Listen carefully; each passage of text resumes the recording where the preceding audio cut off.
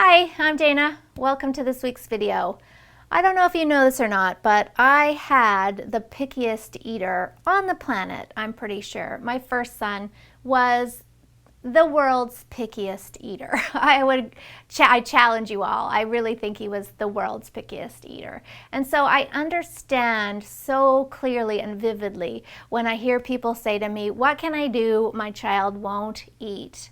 So I want to give you some tips here today that I used on my own son and have used with parents through the Food Sense program to give you a couple of ways in which you can encourage your child to eat. Now, the first thing you're going to want to do is monitor your expectations, because I find that 9 times out of 10, parents have their expectations about what their child should be eating are much higher than what a child actually requires. The average toddler only needs about 11 to 1200 calories a day. When you think about that, that is not a whole lot of food, especially if they're still nursing or drinking a bunch of milk. That's always my first suggestion, is that you have a look at fluid consumption. I know for my son, he loved milk. He would beg for milk all day long. And I usually gave in because I felt worried or guilty that he wasn't eating properly. So I thought, well, milk's better than something.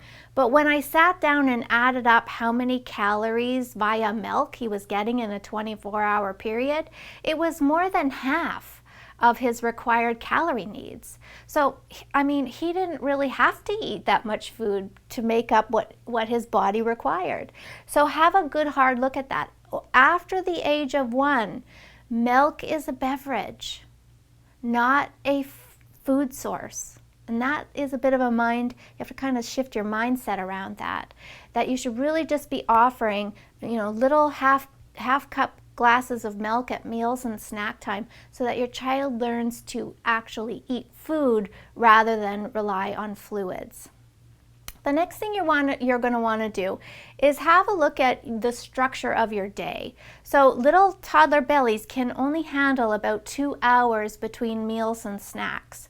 So you're going to want to have a fairly structured day where you're having a proper breakfast, 2 hours later a snack, 2 hours later lunch, 2 hours later an afternoon snack, 2 hours later dinner, and then bedtime.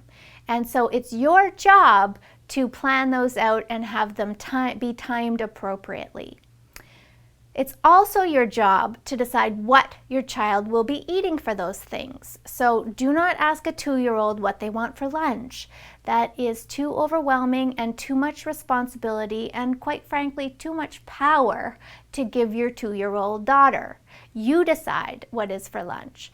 My rule is to give at least 3 choices. So maybe, for breakfast, it's a piece of toast with peanut butter, some cut up banana, and maybe some slices of cheese. That's what the breakfast options are.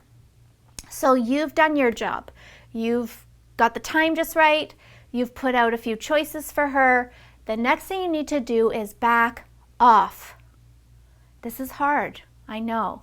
But back off. The more pressure you put on a child, the higher the danger is that they're going to start to have some really warped ideas and relationships with food. Right? You're going to get into a battle of wills about food.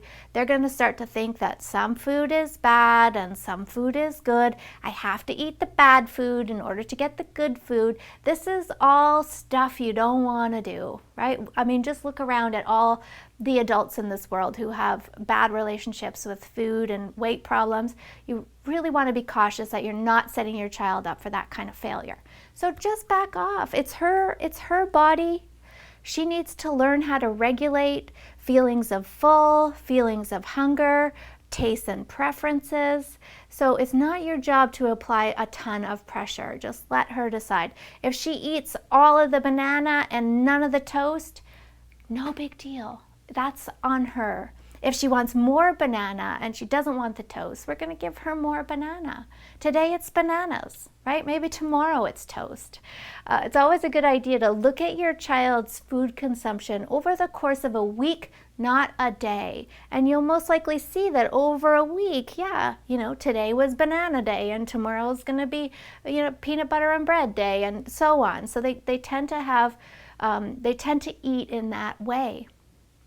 The only thing you're going to want to be cautious about is grazing between meals or snack times. That's a very common toddler trick, is to start begging for treats or snacks between meals. And again, your job is to say no to that. That it is snack time, it is lunchtime, it is snack time, it is dinner time, and there's no food that happens in between those periods. And what that's going to do is teach your child that I better eat when I have the opportunity to eat, or I might feel a little bit hungry.